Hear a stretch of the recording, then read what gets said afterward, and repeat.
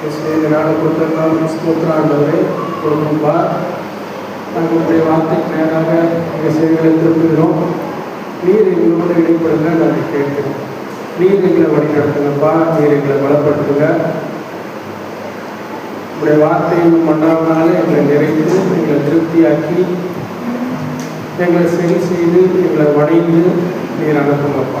நீரே வழி நடத்துங்க, பலப்படுத்துங்க. இயேசுவின் மூலம் கெஞ்சி கேட்கப்படுகிறோம். நல்லதாவே ஆமென். இன்றைக்கும் நம்ம ரெண்டு காரியங்களை குறித்து நம்ம தெரிந்து கொள்ள போகிறோம். சரியா?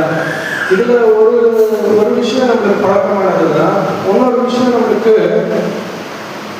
பழக்கம் தான். ஆனால் அதை பற்றி நம்ம அவ்வளோ இடத்தாக போனது கிடையாது. என்ன ரெண்டு விஷயம் அப்படின்னு பார்த்தீங்கன்னா, ஒன்று சாபம், ஒன்று ஆசீர்வாதம். ரெண்டு காரியம். இல்லை, ஆசீர்வாதத்தை குறித்து நம்ம நிறைய நேரம் நம்ம இருந்த அந்த ஆசீர்வாதத்தை வாங்கிக்கிறதுனால அந்த ஆசீர்வாதத்துக்கு மேலே நமக்கு ஃபோக்கஸ் இருக்கும். நம்மளோட கண்கள் அதை தான் வாங்கிக்குது, நம்ம இருதயமும் அதை தான் வாங்கிக்குது. அப்போ ஆட்டோமேட்டிக்காக அந்த ஆசீர்வாதத்தை குறிச்சியான வசனங்கள் மாத்திரம்தான் நம்மளுக்கு மனப்பாடமாகவே தெரியும். ஆனால் இந்த ஆசீர்வாதத்தை பெற்றுக்கொள்ளணும், சாபத்தை பெற்றுக்கொள்ளாமல் இருக்கணும். ஆசீர்வாதத்துக்கு ஆப்போசிட் வந்து சாபம்.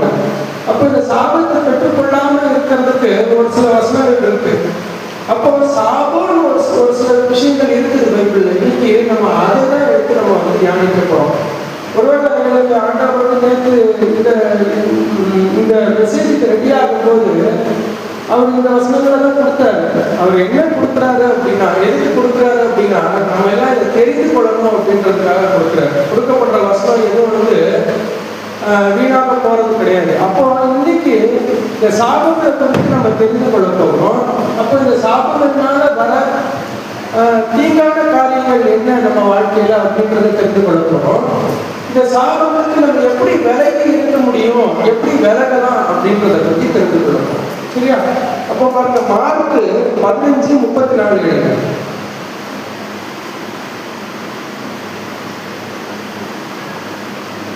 எடுக்காம வாசிங்க, பேஜ் நம்பர் சொல்லிட்டு.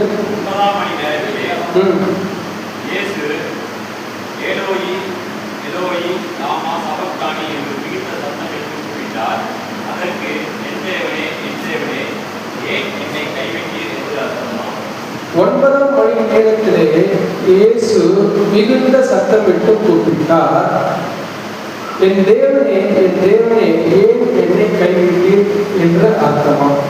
அப்போ ஏன் இந்த சத்தம் பிறந்தது அப்படின்றத நம்ம நிதானிக்கணும்.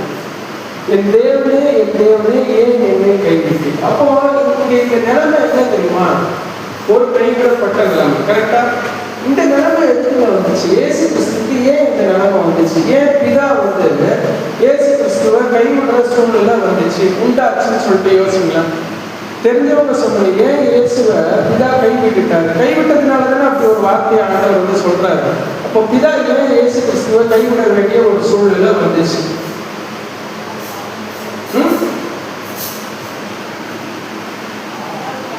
பாவத்தினாலயா? பாவத்தை சுமந்தாரு பிதா முகத்தை மறைத்துக் கொண்டார். பாவத்தை ஒரு சுமந்ததுனால பிதா முகத்தை மறைத்துக் கொண்டார். ஏன் என்னை கைவிட்டீர்? இந்த நிலைமை ஏன் அவருக்கு வந்துச்சு? கைவிடப்பட்ட நிலைமை ஏன் வந்துச்சு?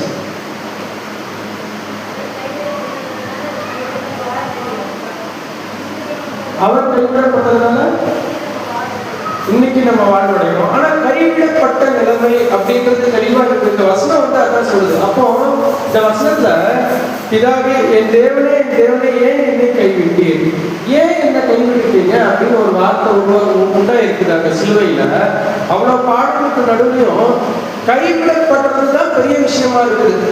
அந்த ஆணிகளினுடைய வழி பெருசு கிடையாது, அந்த விழாவை ஒருத்தவங்க குத்துறாங்களே அந்த வழி பெருசு கிடையாது. கைவிடப்பட்ட நிலைமை தான் அங்க வந்து ரொம்ப பெரிய வேதனையா இருக்குது. ஏன் அப்படின்னு பார்த்தீங்கன்னா, பாவத்தினால வந்தது. இப்போ அவர் எதற்காக அடிக்கப்பட்டார் தெரியுமா? எதனால அடிக்கப்பட்டார், எதனால சிலுவையில தொங்கினார்னா, நம்மளுடைய பாவங்கள் எல்லாவற்றையும் ஏற்றுக்கொண்டதுனால சிலுவையில தொங்கினாரு.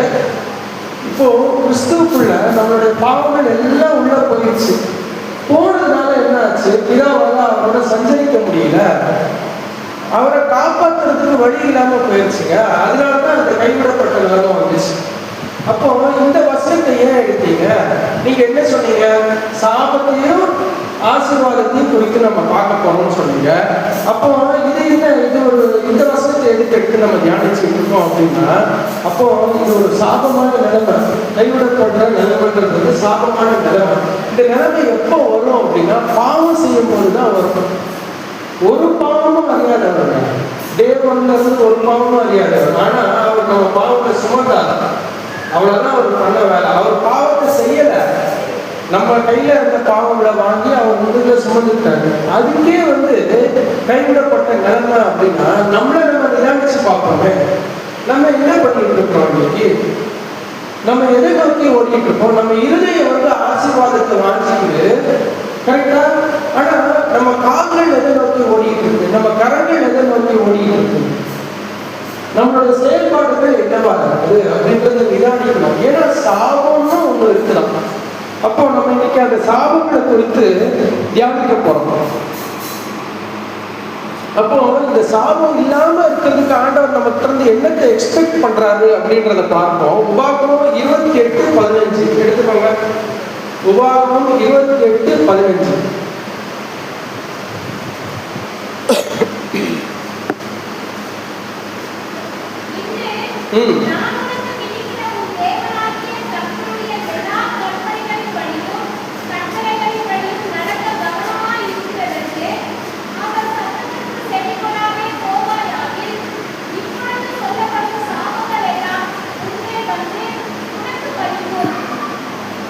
இப்பொழுது சொல்லப்படும் சாபங்கள் எல்லாம் உண்மையில் உனக்கு பலிக்கும். அப்படின்னா என்ன அர்த்தம்னா, நேர்மறையாக சொல்றாரு சாபங்கள் நமக்கு பலிக்குமா? எப்போ பலிக்குமா பாருங்க. இன்று நான் உனக்கு விதிக்கிற உன் தேவனாகிய கர்த்தருடைய எல்லா கற்பனைகளின் படியும் கட்டளைகளின் படியும் நடக்க கவனமாய் இருக்கிறதற்கு அவர் சத்தத்திற்கு செவி கொடாதே போவாயாகில். கவனமா இல்லை அப்படின்னா, செவி கொடுக்காம போகல அப்படின்னா என்ன அர்த்தம்னா, இங்க அபாயம் அப்படின்னு சொல்லி ஒரு இடத்துல போட்டிருக்கு. இந்த இடத்துல அபாயம் சொல்லி ரயில்வே ட்ராக்ல இது போட்டிருக்காங்க, கம்பி போட்டு வச்சிருக்காங்க. அந்த அபாயம் தெரியுது நம்மளுக்கு, ஆனா நம்ம கவனம் இல்லாம என்ன பண்ணிடுறோம், அதை கிராஸ் பண்ணும்போது அந்த ட்ரெயின்ல அடிபடுற காரியம் நடக்குது. அப்போ என்ன சொல்லுது இந்த வசனம்னா, கற்பனைகளின் படியும் கட்டளைகளையும். அப்போ 10 கற்பனைகள் இருக்கு, கட்டளைகள் இருக்கு. துன்மார்க்கருடைய ஆலோசனையில் நடவாமலும் பாவிகளுடைய வழியில் இல்லாமலும் ஒரு கட்டளை கொடுத்திருக்கிறார்கள். அப்போ கற்பனைகள் வேற கட்டளைகள் வேற. பைபிள் ஃபுல்லா கட்டளைகளும் இருக்குது, 10 கற்பனைகளும் நமக்கு கொடுக்கப்பட்டிருக்கிறது. உன் தேவனாகிய கற்பனை எல்லா கற்பனைகளின் படியும் கட்டளைகளின் படியும் நடக்க கவனமாய் இருக்கிறதற்கு அவன் சத்தத்திற்கு செவி கொடாதே போவாயாகி. அப்போ இந்த சத்தத்துக்கு நம்ம சில நேரம் செவி கொடுக்காம போனோமா? ஏன்னா இந்த வசனம் இன்னைக்கு வந்துருச்சு பாத்தீங்களா? அப்படின்னா என்ன அர்த்தம் அப்படின்னா, இந்த சத்தத்துக்கு நீங்க செவி கொடுக்க மாட்டேங்கிறீங்க அப்படின்னு அர்த்தம். அதனால என்ன ஆகுமா, போவாயாகில் அப்படி போயிருந்தீங்கன்னாலும் சரி, இனிமேல் போனீங்கன்னாலும் சரி, இப்பொழுது சொல்லப்படும் சாபங்கள் எல்லாம் உண்மையில் உனக்கு பலிக்கும். அப்போ எல்லா நேரத்திலையும் ஆசீர்வாதத்தை குறிச்சியே நம்ம இருக்குது. எல்லா நேரத்திலையும் ஆசீர்வாதம் சொல்றாங்களா அப்படின்றதுதான் ஒரு மெசேஜுக்கு உட்காரணும்னு அவசியம் இல்லை. சாபத்தை பத்தியும் தெரிஞ்சுக்கோமே, ஏன்னா இது ரொம்ப பயங்கரமான ஒரு விஷயமா இருக்குது. பாருங்க, இயேசு கிறிஸ்து சிலுவையில தொங்கிட்டு இருக்கும்போது இதுதான் அவருடைய வேதனையா இருந்துச்சு. என் தேவனே ஏன் என்னை கைவிட்டீர் அப்படின்னா, நான் எனக்கு சாபமாகிட்டேன். கரெக்டா? என் மேல இவ்வளவு பாவங்கள் இறங்கிடுச்சு, அதனால நான் கைவிடப்பட்டேன். கரெக்டா? கைவிடப்பட்ட நிலைமை வந்துடக்கூடாதுன்றதுக்கு முந்திதான் இந்த காரியம் வரும். இந்த வசனம் இந்த ஏன் சாபத்தை குறித்து வசனம் தெரியுமா? நம்ம வாழ்க்கை சாபம் ஆகிடக்கூடாது. நம்ம வாழ்க்கையில எந்த இடத்துலயும் இவர் சுமந்த இந்த சாபத்தை நம்ம சுமந்துடக்கூடாதுன்றதுக்காக தான் இன்னைக்கு இந்த ஆவியானவர் நம்மளோட ஈடுபட்டு இருக்கிறாரு.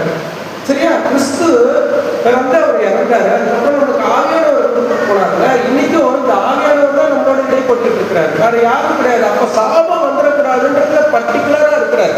அப்போ என்னென்ன சாபங்கள் அப்படி வரும் அப்படின்னா, எப்பவுமே பாவம் பண்ணும்போதுதான் சாபம் வரும். கரெக்டா? எப்பவுமே ஒரு பாவம் பண்ணும்போது, பாவம் எப்போ பண்ணுவோம்? ஆண்டவருடைய கட்டளைகளின் படி நடக்காம இருக்கும்போது நம்ம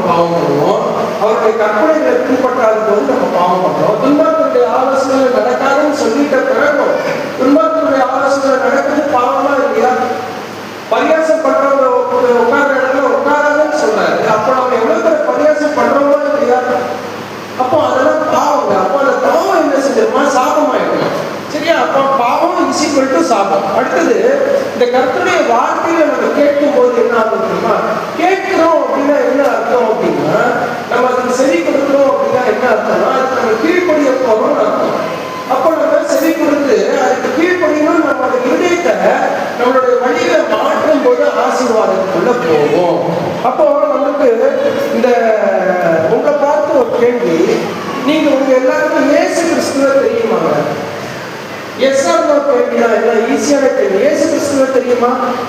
தெரியும். நம்ம எல்லாருக்கும் இயேசு கிறிஸ்துவ தெரியும். அடுத்தது, அவரை நம்ம சொந்த ரட்சகராக இவர் தான் என் ஆண்டவர் நீங்க ஏத்துக்கிட்டீங்களா?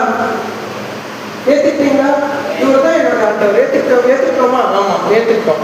அப்போ இந்த 10 கற்பனைகள் எல்லாருக்கும் தெரியுமா? 10 கற்பனைகள் என்னன்னு எல்லாருக்கும் தெரியுமா?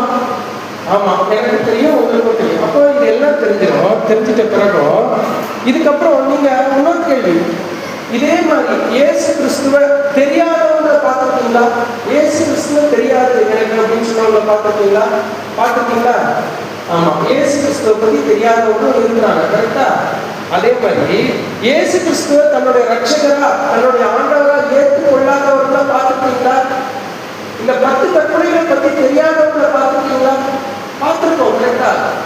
அப்போ நான் ஒரு கேள்வி கேட்கிறேன், லாஜிக்கலா இதுக்கு பதில் சொல்லுங்க. எனக்கு இயேசு கிறிஸ்துவ தெரியும், அவர் யாருன்னு எனக்கு தெரியும், 10 கற்பனைகள்லாம் என்னன்னு தெரியும், என்னென்ன கட்டளைகள் வச்சிருக்கிறார்கள் எனக்கு தெரியும். இதெல்லாம் தெரிந்து கொண்டு நாம பாவம் செய்யறோம்னா பாவம் செய்யறல. அப்போ இதுக்கு அவங்க எப்படி நியாயம் செய்ய முடியும்? எல்லாத்துக்கும் ஒரு நியாயாதிபதி அவர். சரியா? அப்போ இந்த பிள்ளைக்கு என்னை பத்தி தெரியும், நான் யாருன்னு தெரியும், நான் என்னத்தை விரும்புறேன்றது தெரியும். ஆனாலும் இந்த பிள்ளை நான் விரும்பாத காரியத்தை பண்ணிட்டு இருக்கு. அப்போ இன்னைக்கு இந்த சட்டம் நம்மளுக்கு கேட்குன்னா என்ன அர்த்தம் அப்படின்னா, அவர் விரும்புற காரியத்தை நம்ம பண்றோம் அப்படின்னு அர்த்தம். அவர் அறியாதவர்கள் இதை பண்ணாது வேற. கரெக்டா? இன்னைக்கு இந்த சத்தம் ஏன் நம்ம கிட்ட வந்து தொழிச்சிட்டு இருக்கு, ஏன் இந்த சத்தம் நம்ம இதயத்துல பேசிட்டு இருக்குன்னா, நீ என்னை அறிந்து கொண்டவர், நீ என்னை அறிந்து கொண்டவர். அப்போ அறிந்து கொண்டவருக்காக நாம வழி விலகி போயிடவே கூடாது. ஏன்னா அது சாபத்துல கொண்டு போய் விடும். அவன் ஒருவேளை தெரியாம பண்ணிருப்பான். என்னை பத்தி தெரியாத ஒருத்தன் பாவம் பண்றான். ஏன்னா அவனுக்கு அந்த பயமே வேண்டாம். அவனுக்கு கிறிஸ்துவ யாரும் தெரியாது, அவர் பரிசுத்தத்துல அந்த உணர்வே இல்லை. கரெக்டா? அவன் பண்றது வேற, நான் பண்றது வேற. கரெக்டா? கரெக்டா? நமக்காக அவர் மறித்து சிலையில நம்ம பாவம் கழுவுனாரு, இல்லைன்னு சொல்ல. ஆனா நம்ம இன்னைக்கு திரும்ப திரும்ப பாவம் பண்ணிட்டு இருக்கும்போது அதுக்கு என்ன பதில நம்ம அனுபவிக்கிறோம்? அப்போ இயேசு கிறிஸ்துவ பத்தி தெரியாத ஒருத்தர் இதை பண்ணும்போது அவர் வந்து கண்டும் காணாத மாதிரி போயிடலாம். ஆனா இயேசு கிறிஸ்துவ பத்தி தெரிஞ்சா, இயேசு கிறிஸ்துவ பத்தி தெரிஞ்ச நீங்க இந்த பாவத்தை பண்ணலாமா? இந்த கற்பனைகளை தாண்டி நடக்கலாமா? இந்த கட்டளைகளை தாண்டி நடக்கலாமா அப்படின்னு கேட்டா we should not. நம்ம அதை பண்ணக்கூடாது. அப்போ இன்னைக்கு நம்ம தீர்மா எடுக்க வேண்டிய ஒரு சில முடிவுகள் இருக்கு. எதையுமே வந்து பழக்கத்தினால மாத்திர முடியும். கரெக்டா? சொல்றாங்க 21 நாள் ஏதாவது ஒரு விஷயத்தை நம்ம ரெகுலரா பண்ணிக்கிட்டே இருக்கோம்னா அது நம்மளுக்கு பழக்கமாயிடும். அப்போ ஏன் இந்த காரியத்தை நம்மளால பழக முடியாது? ஏன் கிறிஸ்து அவளா நம்மளால வாழ முடியாது? வாழ முடியும். அதனாலதான் இந்த சத்தம் நம்மளுக்கு வருது. அப்போ நம்ம இன்னைக்கு கேட்க போறோம், என்னென்ன காரியத்தை பத்தி நம்ம இன்னைக்கு தியானிக்க போறோம்னா, ஒரு 52 விதமான சாபங்கள் இருக்காங்க. 52 சாபம் தெரிஞ்சுக்கோங்க. சரியா? இதே உபாகமம் 28 நம்ம அதை தியானிக்க போறோம். அதுல ஒரு 10 சாபத்தை குறித்து நம்ம ஃபர்ஸ்ட் தியானிக்க போறோம். அடுத்து ஒரு 12 ஆசீர்வாதத்தை குறித்து நம்ம தியானிக்க போறோம். 10 சாபங்கள் என்ன அப்படின்னு பார்த்தீங்கன்னா, முதல்ல 18வது வசனத்தை எடுத்துக்கோங்க.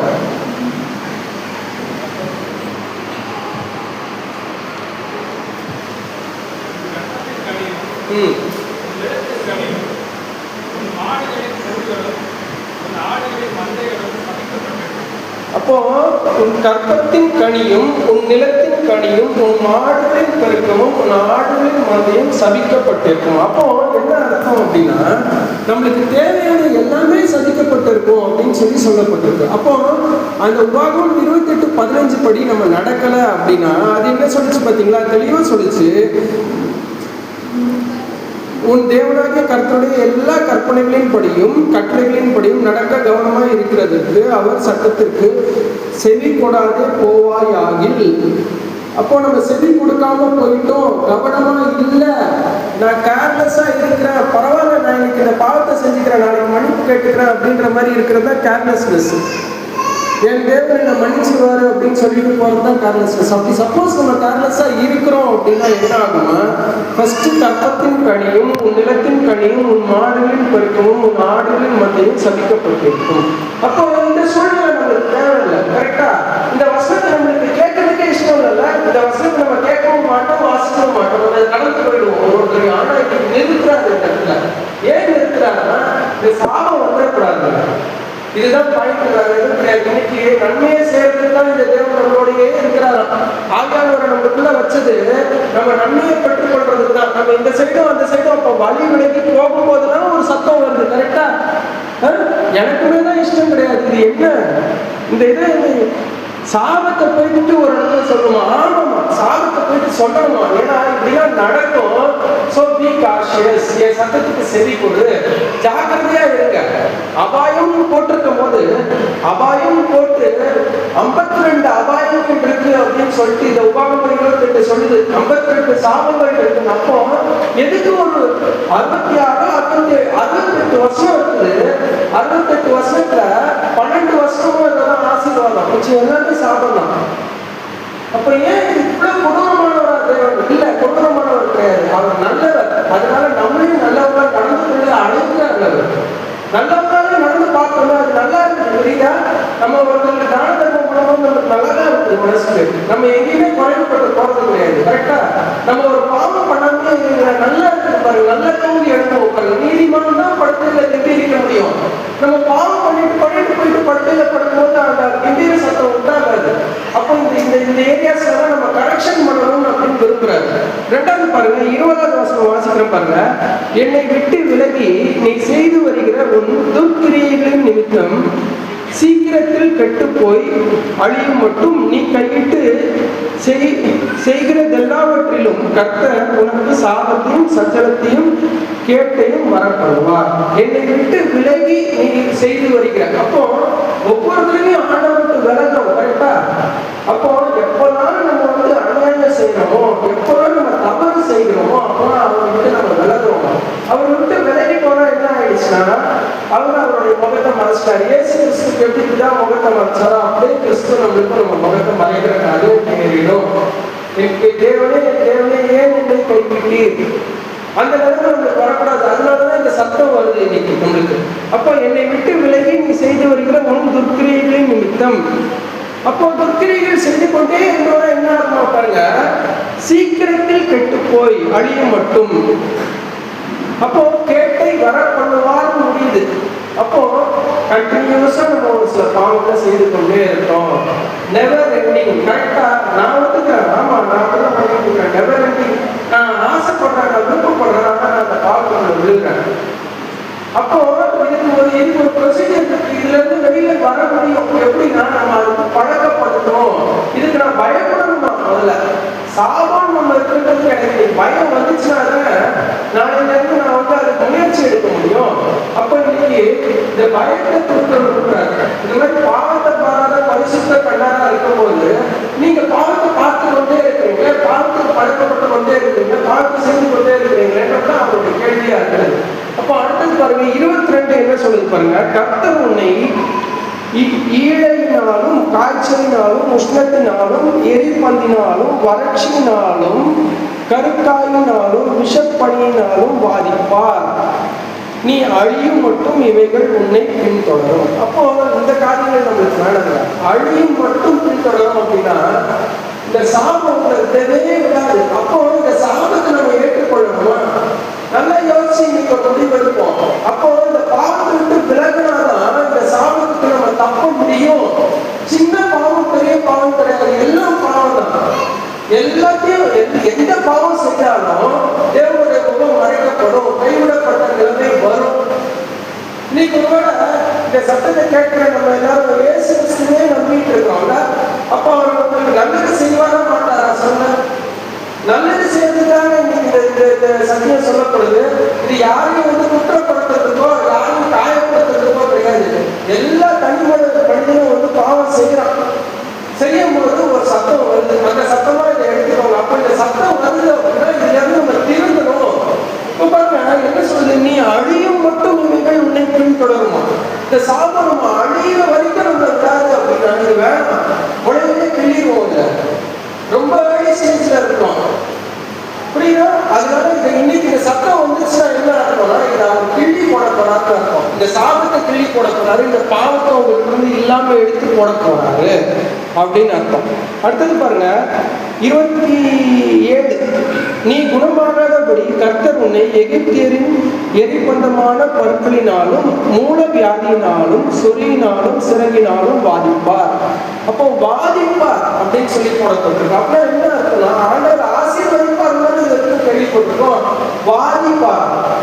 ஏன் வாதிப்பார்னா நீ இதை விட்டு வெளியில வரணும். அப்போ இந்த வாதிக்குள்ள நம்ம போயிடக்கூடாது, இந்த சாபத்துக்குள்ள போயிடக்கூடாது. இதெல்லாம் சாபம், இதெல்லாம் தாங்க முடியாத காரியங்கள். நம்ம இன்னைக்கு வரைக்கும் பக்கத்தில் 1000 பேரும் ஒரு வலது புறத்தில் 16 பேரும் இருந்தாலும் அது ஒன்று அணுகல. இன்னைக்கு வரைக்கும் இல்லை, இன்னைக்கு வரைக்கும் மறித்து போல நம்ம. அப்படின்னா என்ன அர்த்தம்னா அவர் சுத்தமா இருக்கிறாரு, நம்மளை ஒழுங்குபடுத்துறதுக்கும் சுத்தமா இருக்கிறாரு, நம்மளை கொண்டு போய் கரை சேர்க்கறதுக்கும் சுத்தமா இருக்கிறாரு. நரகம் ஒண்ணு இருக்குதுங்க. இந்த சாபத்தெல்லாம் தாண்டி நரகம்ன்றாத ஒண்ணு இருக்குது. அதுக்கும் நம்மளை தப்பிக்கிறதுக்கு அவர் ரெடி பண்றாரு நம்ம இருதயங்கள. அப்போ அடுத்தது பாருங்க 33 இப்படி சொல்லுது, உன் நிலத்தின் கனியையும் உன் பிரயாசத்தின் பலனையும் நீ அறியாத ஜனங்கள் புசிப்பார்கள், நீ சகல நாளும் ஒடுக்கப்பட்டும் நெருக்கப்பட்டும் இருப்பாய். அப்போ நம்ம எவ்வளோ கஷ்டப்பட்டாலும் அந்த காசு நம்ம கிட்ட தங்காம இருக்கிறது ஒரு சாபம். அது ஒரு பாவத்தினாலதான் வருமா, கீழ்ப்படியாம இருந்ததுனாலதான் வருமா. மறுபடியும் கடிந்து கொள்ளப்பட்டும் தன் பிறகு கடினப்படுத்துகிறவனுக்கு அறியும். அப்போ நம்மளுடைய டெக்ஸ்ட் நம்ம வந்து லூசா வச்சிருக்கோம். நம்ம பிறகு வந்து கடினப்படுத்த வேண்டாம். இதுல கடினப்படுத்துறதுக்கு ஒன்றும் கிடையாது. அவர் வந்து பாவத்தை பாராத சுத்த கண்ணாரா இருக்கும் போது நம்ம ஏன் பாவம் செஞ்சுட்டு இருக்கோம், நம்ம அதுல இருந்து விளைவிக்க முயற்சி எடுக்க ஆரம்பிப்போம்னு அவர் கை கொடுப்பாரு. அப்போ பாருங்க அடுத்தது பாருங்க 38 இப்படி சொல்லுது, மிகுந்த விதையை வயலுக்கு கொண்டு போவாய், கொஞ்சம் மறுப்பாய், வெட்டுக்கிளிகள் அதை பட்சித்து போடும். 39 இப்படி சொல்லுது, திராட்சை தோட்டங்களை நாட்டி பயிரிடுவாய், ஆனாலும் நீ திராட்சை ரசம் குடிப்பது இல்லை, திராட்சை ரசங்களை சேர்ப்பதும் இல்லை, பூச்சி அதை தின்று போடும்.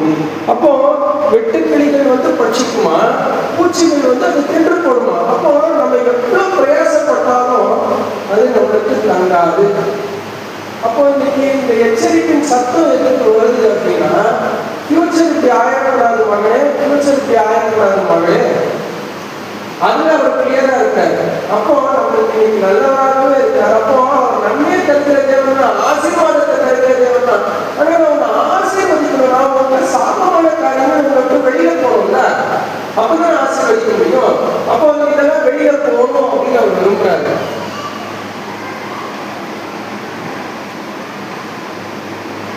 45 எடுத்துக்கோங்க. 45 வாசிக்கிறேன். உன் தேவனாகிய கர்த்தர் உனக்கு விதித்த அவருடைய கற்பனைகளையும் கட்டளைகளையும் கை கொள்ளும்படி நீர் அவர் சத்தத்திற்கு செவி கொடுக்காதபடியினால் இந்த சாபங்கள் எல்லாம் உண்மை வந்தது. நீ அழியும் மட்டும் உன்னை தொடர்ந்து பிடித்து. அப்போ நம்ம அழியிற மட்டும் அது வந்து இந்த சாபங்கள் தொடர்ந்து பிடிக்கிற காரியமா இருக்கு. அப்போ இந்த சாபங்களுக்கு நம்ம விலகி இருந்தே ஆகணும். அப்படி சாபங்களுக்கு விலகி இருக்கணும்னா அந்த 15 வாசிங்க. உபாகமம் 28:15 வாசிங்க.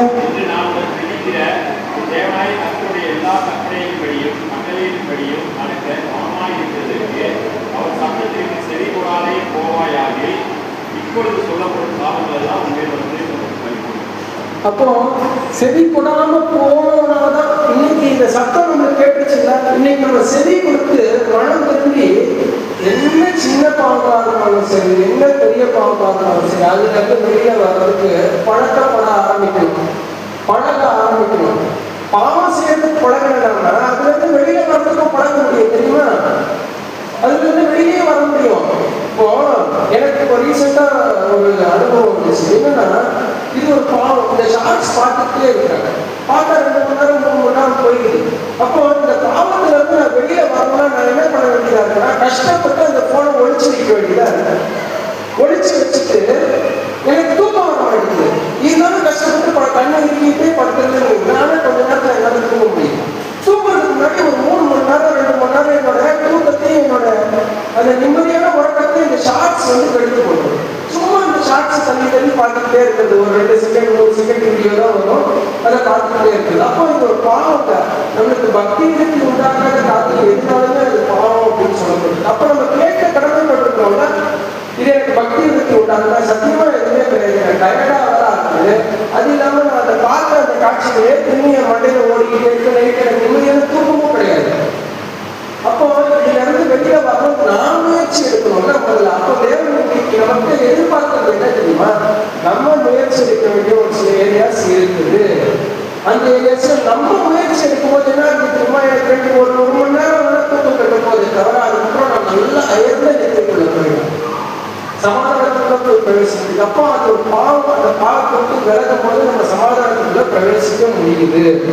அப்போ உபாகமம் 28:58 இப்படி சொல்லுது, உன் தேவனாகிய கர்த்தர் என்னும் மகிமையும் பயங்கரமான நாமத்திற்கு பயப்படும்படிக்கு நீ இந்த புத்தகத்தில் எழுதியிருக்கிற இந்த நியாயப்பிரமாண வார்த்தைகளை எல்லாம் நியாயப்பிரமாண வார்த்தைகளின் படியெல்லாம் நடக்க கவனமாய் இராவிட்டால். அப்போ பயங்கரமான இந்த நாமத்துக்கு பயப்படணுமா? பரிசுத்தர் அப்படின்னா என்ன அர்த்தம்னா அது பயங்கரமான நாமம். அவர் பக்கத்துல போயிட்டு சும்மா நிற்க முடியாதுங்க. அந்த பரலோகத்துக்குள்ள போயிட்டு பரிசுத்தம் இல்லாம உள்ள போயிட முடியாது. நாம என்ன பயங்கரம், கரெக்டா? அதே மாதிரி பயங்கரமான நாமம் ஒண்ணு இருக்கான், அது பரிசுத்தம். அவங்க எதிர்பார்க்கறது நம்மகிட்ட பரிசுத்தம். அப்போ நம்ம அதுக்கு பழக ஆரம்பிக்க அந்த பரிசுத்தத்துக்குள்ள நம்ம போக ஆரம்பிப்போம். அப்ப என்ன சொல்லப்பட்டிருக்குதுன்னா இந்த மாதிரி ஒரு 10 சாபங்கள் இருக்குதுங்க. இந்த 10 சாபங்களுக்கு நம்ம பயந்து விலகியே இருக்க ஆரம்பிக்கணும். அப்போ இன்னைக்கு நம்ம உணர்த்த போறோம். நீங்க வீட்டுல போயிட்டு எடுத்து வாசிக்க அந்த உபாகமம் 28:15 அப்புறம் 68வது வசனம் வரைக்கும் சரியா சாபத்தை பற்றி தான் எழுதப்பட்டிருக்கு. அதாவது நம்மளுக்காக தான் எழுதப்பட்டிருக்கு. நம்ம ஆசீர்வாதத்தை மட்டும் வாசிச்சு சந்தோஷப்பட்டு இன்னைக்கு பைக்கில் 3 வருஷம் படிக்கிறது வாழ்க்கை கிடையாது. இப்படியும் ஒரு விஷயம் இருக்கு. சாபம் உண்டாகிறது நம்ம தெரிஞ்சுக்கணும்னு ஆண்டவர் விருப்பப்பட்டாரு. அப்ப இந்த 28:15 மேல நீங்க போய் வாசிச்சு பார்க்க அழைக்கப்படுகிறீர்கள். இன்னைக்கு இந்த வசனம் உங்களுக்கு வருது அப்படின்னா என்ன அர்த்தம்னா இதை நீங்க நிதானிங்க, இதை தியானிங்க அப்படின்னு அர்த்தம். அடுத்தது பாருங்க, நம்மளுக்கு ஆசீர்வாதத்துக்குள்ள போவோம். அடுத்தது ஒரு 12 விதமான ஆசீர்வாதம் இருக்குது ஆண்டவர் வச்சிருக்காரு. அந்த ஆசீர்வாதம் யாருக்கெல்லாம் உண்டாகும் அப்படின்றத பத்தி அடுத்தது பார்ப்போம். இவ்வளவு நேரம் சாபத்தை பத்தியே பார்த்தோம், அதுவும் நல்லதுதான். ஆசீர்வாதத்தை பத்தியும் பார்த்தோம், அதுவும் நல்லதுதான். எப்போ ஆசீர்வதிக்கப்படுவோம் அப்படின்றதையும் நம்ம தெரிந்து கொள்ளணும். எப்போ ஆசீர்வதிக்கப்படுவோம் பாருங்க, உபாகமம் 28:1 எடுங்க.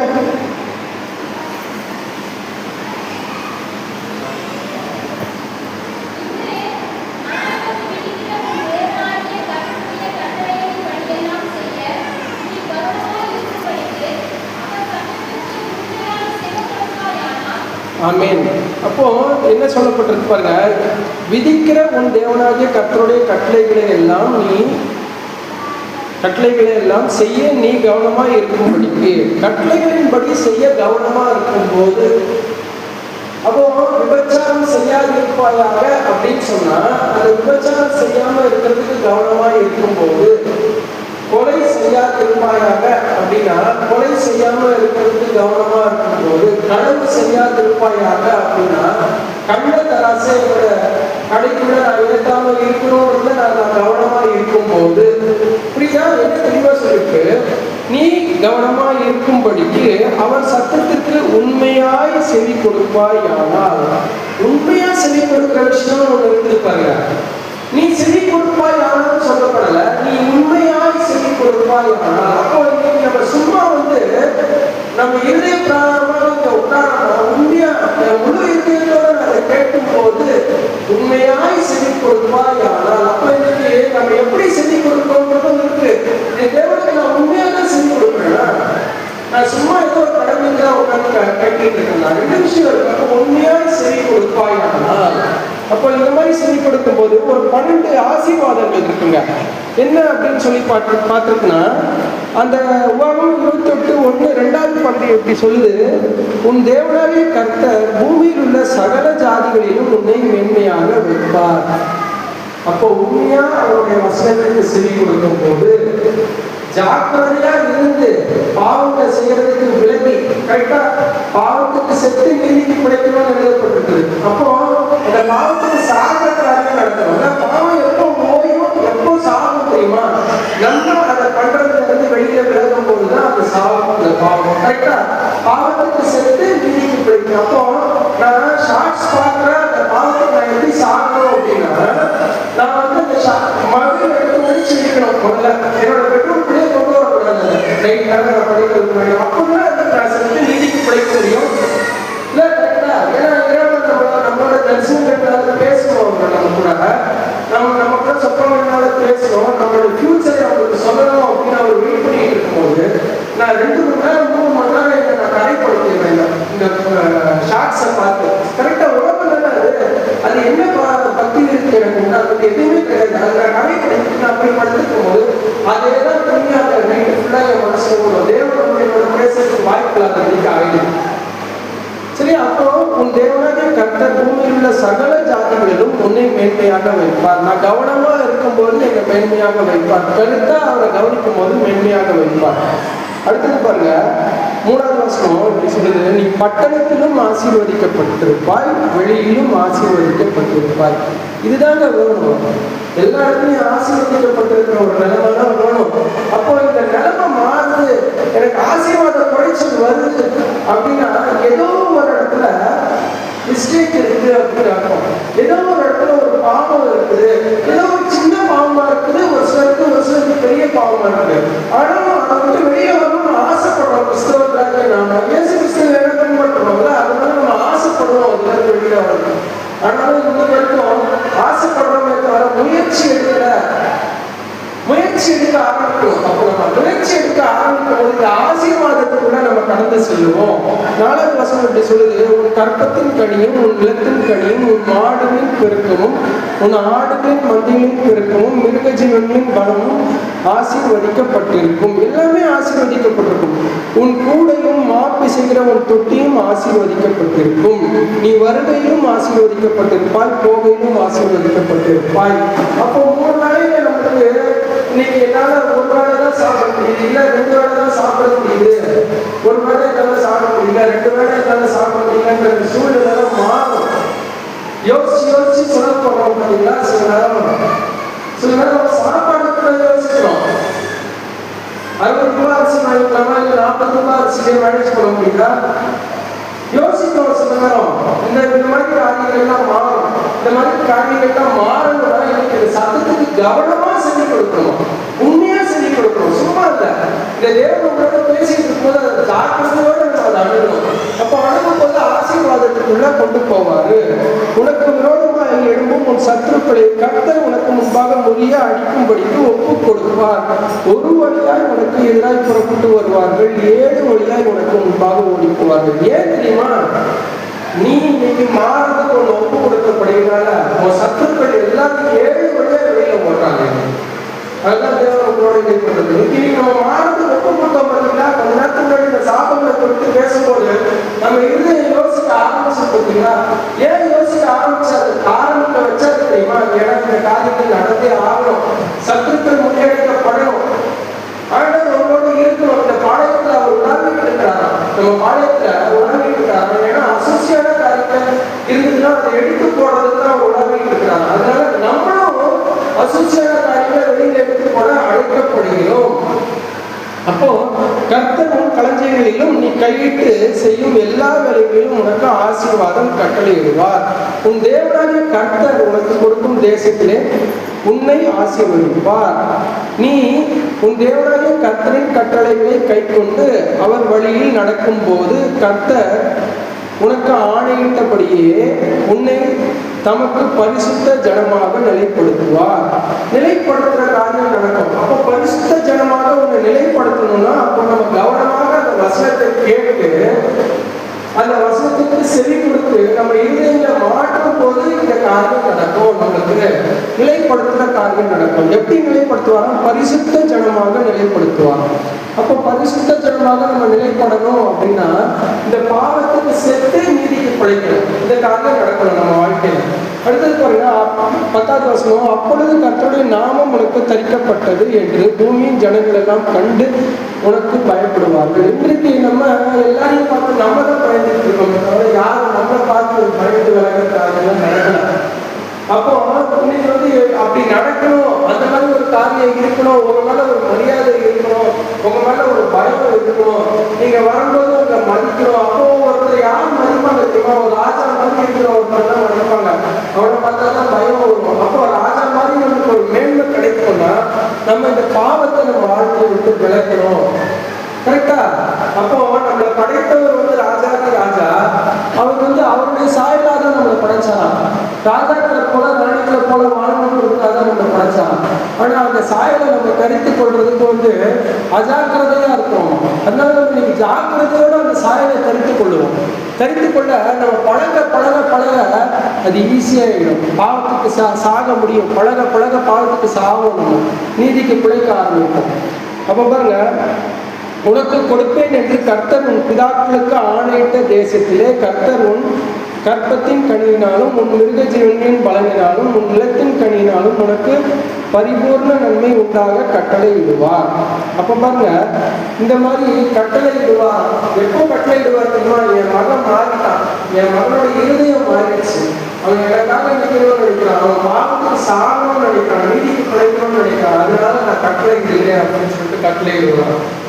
அடுத்தது பாருங்க, இன்று நான் உங்களுக்கு விதிக்கிற உன் தேவனாகிய கர்த்தரின் கட்டளைகளின்படி கைக்கொள்ள அவைகளின்படி நடக்கவும் அவைகளுக்கு செவி கொடுத்தால் கர்த்தர் உன்னை வாளாக்காமல் தலையாக்குவார், நீ கீழாகாமல் மேலாவார். அப்போ கீழாகாமல் மேலாகிறதுக்காக நடக்கும். ஒரு நாள் ஏன் டவுன் ஆகிட்டே இருக்குது? ஏன்னா பாவம் என்னை இழுத்துக்கிட்டே இருக்குது. கரெக்டா? பாவம் ஒரு பாரம், அது நீங்க எவ்வளவு தூரம் மேல பார்க்கணும் அப்படின்னு நினைச்சோம்னாலும் பார்க்க கூடாது. அது உங்களை இழுத்துக்கிட்டே இருக்கும். அதை நீங்க உதவி தள்ளும் போதுதான் உங்களால மேல பார்க்க முடியும், உன்னதத்துக்கு ஏற முடியும். அதை உதவி தள்ளியே ஆகணும். அப்போ கீழாகாமல் மேலாக காரியம் எப்போ உண்டாகும்னா இந்த பாவத்துக்கு செத்து நீதிக்கு பிழைக்கும் போதுதான். சரியா? அப்போ நம்ம ஒரு 10 விதமான சாபங்களை பார்த்தோம். மொத்தம் 52 விதமான சாபம் இருக்கு. அதுக்கப்புறம் 12 விதமான ஆசீர்வாதத்தையும் பார்த்தோம். ரெண்டுத்தையும் நம்ம கற்றுக்கொண்டோம் இன்னைக்கு. அப்போ தேவன் ஆசீர்வதிக்கிறவர் தான். அவரால் எப்படி ஆசீர்வதிக்க முடியும் தெரியுமா? இந்த ஒரு வசனம் இருக்கு பாருங்க, எண்ணாகமம் 35:34 எடுத்துக்கோங்க.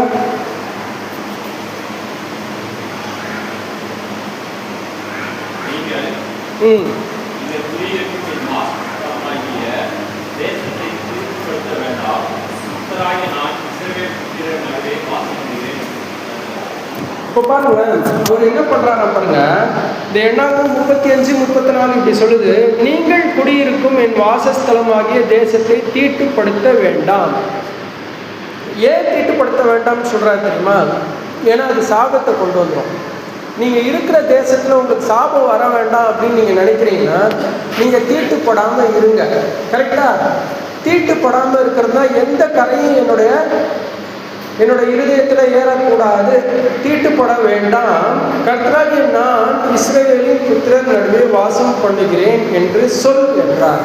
ஏன்னா இவரு நம்ம நடுவில் வாசம் பண்ணிட்டு இருக்காங்க. இவரு எதுக்கு வாசம் பண்ணுவார் சொல்ற? நம்ம நல்வழி மட்டும் இருந்தாங்க. இன்னைக்கும் நம்மளோட நம்ம நடுவில் வாசம் பண்ணிட்டு இருக்கிற தேவன் தான் நம்மளோட பேசிட்டு இருக்காரு. இந்த வழிகள்லாம் நம்ம மாற்றும் பொழுது, இந்த வழிகள்ல வெளியில வரணும் நம்ம முயற்சி செய்யும் போது அவர் நமக்கு கை கொடுப்பார். ஆசீர்வாதத்துக்குள்ள பிரவேசிப்போங்க. அந்த காணலை நம்ம காணணும். நம்ம கண்கள் தான் காணும். கண்ணை கண்களுக்கு நம்ம கண்கள் காணும். அந்த சுபிட்சத்துக்குள்ள நம்ம எடுத்துட்டு போறதுக்கு அவரை ரெடியா இருக்கிறாரு. நீங்க ஒப்பு கொடுத்து என் பாவத்தை தான் மன்னிங்க ஆண்டவர், இல்ல என் பாவத்தை அறிக்கை செய்து விட்டு விட்டவன் இரக்கம் தருவான். அந்த இரக்கம் பெரிய விஷயம் தெரியுமா? எல்லா இடத்துலயும் எல்லாருக்கும் இரக்கம் கிடைக்கிறது இல்லை. எல்லா இடத்துலயும் எல்லாருக்கும் இந்த மாதிரி உணர்வுகள் கிடைக்கிறது இல்லை. புரியுதா? அப்போ பாவத்தை நம்ம அறிக்கையிடுவோம். என்ன விதமான பாவமா இருந்தாலும் சரி, நீங்க போயிட்டு அறிக்கையிடும் போது அறிக்கையிட்டு விட்டு விடுக்கிறவர் அதை விட்டுணும். நான் சொன்னேன்ல, என் படுக்கைக்கு பக்கத்துலயே அந்த போனை கொண்டு வரணும்னா நான் என்ன செய்யறேன், அதை விடுறேன்னு அர்த்தம். அந்த பாவத்துல இருந்து நான் விலகணும், அதுல இருந்து தப்பி ஓடணும்னு நான் நினைக்கிறேன். கரெக்டா? அப்போ அப்படி தப்பி ஓட நினைக்கும் போது ஆண்டவர் பார்த்தாரு. அவன் பாத்தீங்களா, அவனுடைய உடையதான் உதவி விட்டுட்டு அவனுக்கு ஆப்பர்ச்சுனிட்டி கிடைக்குது. யோசிச்சுட்டு இல்ல, விபச்சாரம் பண்றதுக்கு ஆப்பர்ச்சுனிட்டி கிடைக்குது. ஒரு ராணி நான் அவன் கூட சயனிக்கணும்னு சொல்றான். ஆனா என்ன பண்றான் பாருங்க, தனிமையில தான் இருக்கிறான். ஆனாலும் தேவன் என்ன பார்த்துட்டு இருக்கிறாரு. இதுல நான் பட்டுட்டவே என்ன ஆகும், எனக்கு சாபம் உண்டாயிரும். என்னோட அழைப்பு என்ன தெரியுமா, நான் ராஜா அடுத்த கொஸ்டின்ல போய் உட்கார வேண்டிய ஆடு. அதனால நான் இந்த பாவத்தை பண்ணணும். பாவத்துக்கு செத்து ஓடிக்கலாம். பார்த்தீங்களா, துணி கூட எனக்கு வேண்டாம், நான் ஓடிடுறேன். தேவன் நல்லவராகவே இருக்காரு. இன்றைக்கு நம்மளோட பேசுகிறது எதுக்காக தெரியுமா, இந்த மாதிரி ஒரு சில காரியங்கள் இருக்கும், சின்னதோ பெருசோ, அந்த காரியங்கள்லாம் விட்டுருவோம். விடும்போது அவர் நல்லவராகவே இருக்கார். ஜோமா நன்றிக்காக ஸ்தோத்திரம். இன்றைக்கும் பார்த்தாலே இந்த நாளில் நீங்க என்னோட பேசுனீங்க, அதுக்காக உங்களுக்கு ஸ்தோத்திரம். நீங்க என்னோட இடைப்பட்டீங்க, அதுக்காக உங்களுக்கு ஸ்தோத்திரம். சொல்லுவாங்க சாபம்னா என்ன அப்படின்றத நாங்கள் கண்டுகொண்டோம். தேவன் தான் யார், நீர் என்னத்தை எதிர்பார்க்கிறீங்க எங்ககிட்ட அப்படின்றத நாங்கள் உணர்ந்தோம். பார்த்து அப்படியே உமால் எப்பொழுது ஆசீர்வதிக்க முடியும் அப்படின்றத நீங்க எங்களுக்கு கற்றுக் கொடுத்தீங்க. அதுக்காக நன்றி. இன்றைக்கு பாடம் சுவாமி தப்புனே எங்களோட பாவங்கள் எல்லாவற்றையும் நாங்கள் அறிக்கை இடுகிறோம். என்ன மாதிரி பாவங்கள் நாங்கள் செய்துட்டு இருந்தாலும் சரி, ஆனால் அதை நீங்கள் தயவாக மன்னிக்க வல்லவர் என்பதை நாங்கள் இன்றைக்கு ருசி பார்ப்போம். தப்புனே இப்பொழுது கூட சுவாமி தன் பாவங்களை அறிக்கையிட்டு அதை விட்டு விடுகிறோம், இறக்கப்படுவோம்னு சொல்லிட்டு தப்புனே நாங்கள் அதை விட்டு விட எங்களுக்கு கிருபை செய்ய நாங்கள் அதை விடுறதுக்கு இன்னையிலிருந்து நாங்கள் முயற்சி எடுக்கிறோம். எங்களோட கரங்களை உங்களுடைய கரங்களோடு நாங்கள் இணைக்கிறோம். தப்புனே நீர் என்னோடு இருந்து எங்களுக்கு இந்த பாவத்திலிருந்து வெளியில வர்றதுக்கு, இந்த சுபிட்சமான ஒரு வாழ்க்கைக்குள்ள எங்களை உள்ள எடுத்து செல்வதற்கு உதவி செய்வோம். இயேசுவின் மூலம் கொஞ்சம் கேட்கப்படுகிறோம். நல்ல ஆமென்.